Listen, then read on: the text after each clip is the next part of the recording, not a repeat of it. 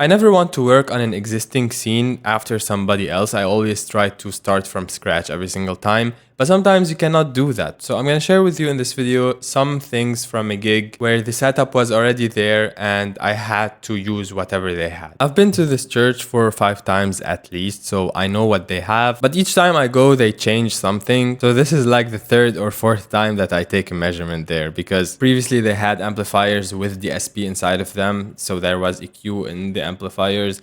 Then they changed the amplifiers, then they changed something else, then they put the drums in a cage. So every time I go, it's like I'm going for the first time. I did a quick measurement. It took about 15 minutes to tune the speakers. So I took some measurements and I averaged them, and this is the overall response. Then I did some EQ to correct that. So the blue is the corrected sound and the purple is the original sound. And then I turned up the subs until they touch this part of the target curve. That's how I know they are loud enough. When I previously tuned their system, I had done the levels on the matrix sends instead of on the main fader of the matrix, so that I could keep the main fader of the matrix at 0 in case somebody accidentally bumps into it. I don't want the PA to get incredibly louder. However, with the way I mix, I realized that this was a little bit too loud. So I ended up turning down the matrix fader by 6 dB because I mix really loud. It's always very hot inside the mixer. And I've already said this a million times, but when you tune your speakers, you don't have to do much on your individual channels. Now I come to the drums, which is the main thing that I want to talk about that was causing me problems. First of all, they built a custom drum cage, which is fantastic. It has really good isolation. The drums is practically as if you are recording them in the studio. That's awesome. However, the problem was that somebody had accidentally turned on the key filter on the gate of all the channels.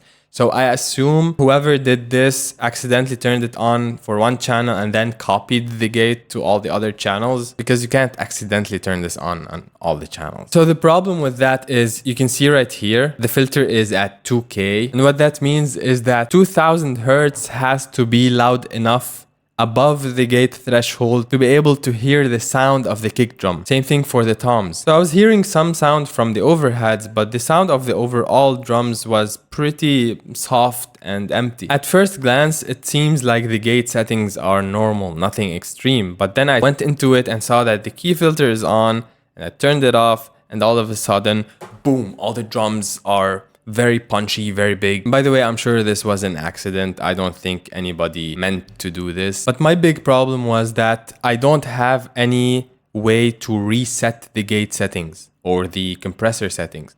The EQ, you have a reset button on it, but you don't have anything else to reset any channel settings. The best you can do is try to find an empty channel somewhere if you have one and copy and paste to it, but that's not a solution. So after that gig, I made a mixing station preset to reset any channel, and I'll give you that. If you're still using the free version of Mixing Station, I highly encourage you to pay for the license. It's really cheap and it's gonna make your life so much easier. So in Mixing Station, I can go into any channel with all the extreme settings that you want, and I will hit the folder button and go to local presets, and I have one right here called reset channel. And the scope, I'm gonna turn on everything that is written here: inserts, head amp, configuration, delay, gate, EQ, dynamics, send, and main. I don't want to reset the name, I don't care about that, and I don't want to reset the routing because maybe it is routed properly, but I just want to reset everything on the channel strip. So I'll hit load and everything is reset. Now in my case, I didn't want to reset the entire channel, I just wanted to reset the gate, or maybe the gate and the compression, because I don't know where the problem is coming from. So I could do something like this: go to the folder, local presets,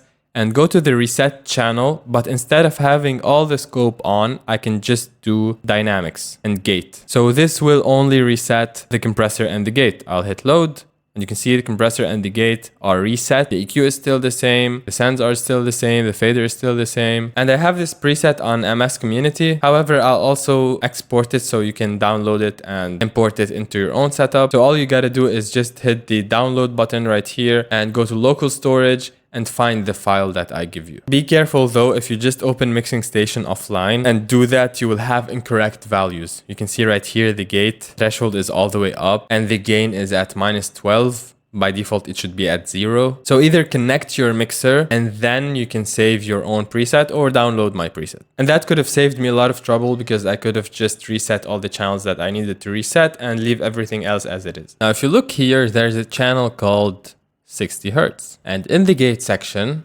I turned on the key filter and the key source is channel 15. What is channel 15? It's the kick drum. So because the kick was sounding weak and it doesn't have a lot of punch and I don't want to turn it up so much in the mix, I did the trick that I taught you how to do twice, which is to generate a sine wave at 60 Hertz and sidechain it to the kick channel. So when the kick hits, the sine wave opens. It took me a little bit of time to tweak the hold and release time. So I had it pretty quick, a hold of 1 millisecond and release 5 milliseconds because the room is very reverberant. I didn't want it to linger too much. Now, if you notice, I'm doing it on a channel because I'm not generating the sine wave from the internal generator of the mixer. Since I was recording multi-track, I created a track in Reaper like so, and I did tone generator and I put here 60 Hertz and I kept it fairly quiet, like at -30, so that I could keep the fader around 0 and I wouldn't accidentally bump into it and make it extremely loud. So the noise from Reaper was getting an output and that output was going into this channel. However, if you don't have a computer, you can generate the noise from the internal signal generator of the mixer. So you go to oscillator, generate sine wave